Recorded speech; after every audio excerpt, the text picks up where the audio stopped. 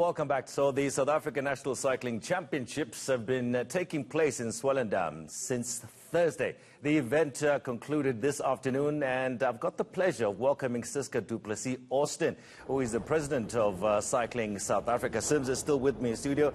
Ciska, thank you so much for joining us. Let's just firstly talk about the fact that this was held in Swellendam. You chose that particular municipality. How did it all go from the 18th, from Thursday? Well, I would actually want to say that it's gone really well. We've hosted a successful event, taking into consideration, of course, that there's COVID-19 and certain protocols in place, restrictions in place. We weren't allowed to have any spectators, so we had to change our route for our primary course. The course that we planned to kind of have a little circuit on it so that people could join and watch. We weren't allowed to do that. But overall, it went well. That's fantastic. I mean, there's so many different categories that we can speak about. Can you just highlight a few, some highlights for me? Look, we have the three main UCI categories, if I can put it like that. That's our competitive categories. It's the juniors, the under-23s, and then the elite.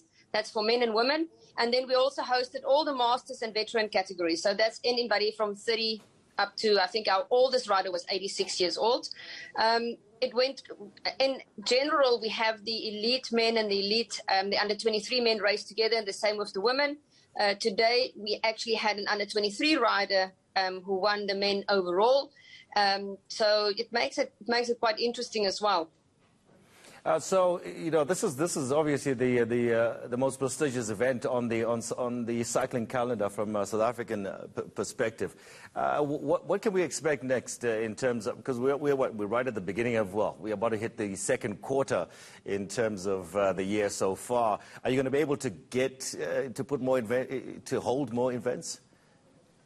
Well, somebody actually said today that it was necessary for us to host this particular event because you need to kickstart the system again. Look, there are still restrictions in place. We're not going to be able to host the mass participation events like the Cape Town Cycle Tour, your Amashovas, your 94.7s yet. We're going to have to wait for the restrictions to lift a little bit. What we could do differently is that, of course, yes, there's still bunch racing, but we could restrict the gathering at any one time to 250 or less, mostly less. So, yes, it's possible to host these type of events under current conditions. This is very similar to what we are seeing internationally. We had some of our international participants here. Unfortunately, for instance, Ashley, the defending champion, she could not come out. Darryl Impey, who was the defending champion in the time trial, he could not come out because with the move of the schedule from our side in terms of the calendar, we moved from February now to March. It's clashing with their schedule, and yeah, it had an impact. But it's definitely the beginning of all the racing again. We are hopeful that we can push through right through winter, and hopefully there will be a lift on the restrictions come September. Ciska, speaking of the likes of Ashley Moorman not being able to turn up, obviously due to the difficulties of the scheduling. How do you look at a situation like that? Because I see that Hayley Preen won. Do you sit and go, oh well, that's nice, we've now got a new name into the hat, or do you sort of almost agonize about the loss of prestige, if I should call it that, when you haven't got your defending champion? Personally, I'm really sad that Ashley couldn't come. Of course, it's nice if she's here, and it's also in the end the Olympic year. However, luckily, Hayley is not just a new name in the hat. She had been coming through the ranks as well. She's been doing really well. She went to the Africa Championships as well. So the women that stayed behind, they were able to race very competitively. The favorite was Carla, I think, to win. She came second. So there are actually a couple of young names coming through. That's really good. I think the third place rider in the elite, she won the under-23 women as well. She's going to the UCI as well. She's been drafted into the team on that side.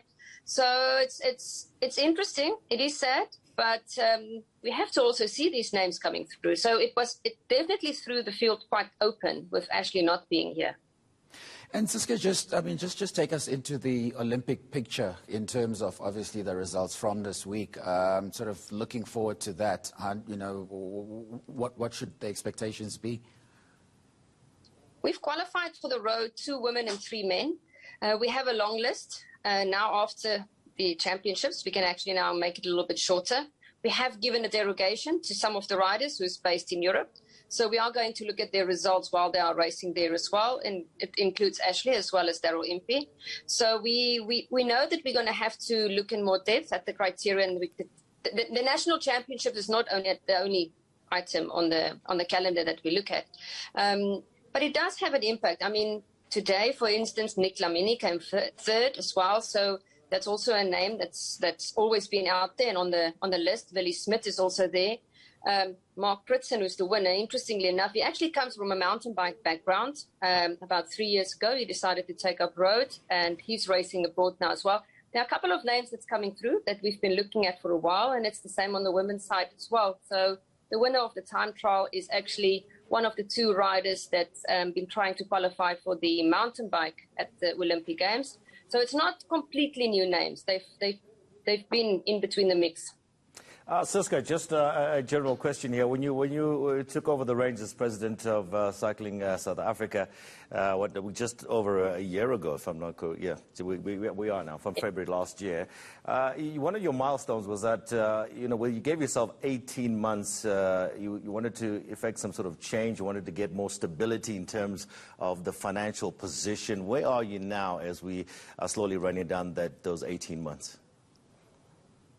Okay, when I said that, it was also just like a week or two prior to COVID and us being locked down. But we are in fact in a better position. What we've done during COVID was to relook how the governance of the federation. We've restructured. We've got a new constitution.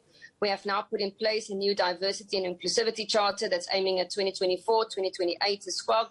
I have a lot to do about transformation.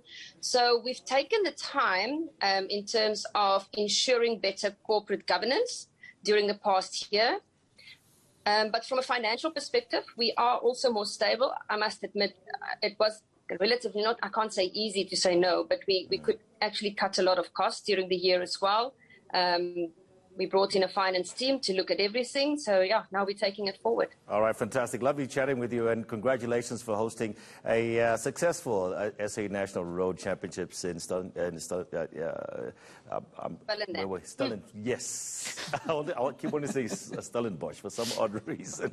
Ciska, thank you so much for joining us this evening on Sunday Sport. Okay, so coming up, we're going to talk to an interesting gentleman who braved sharks in the cold waters of False Bay to set a new record. Stay with us.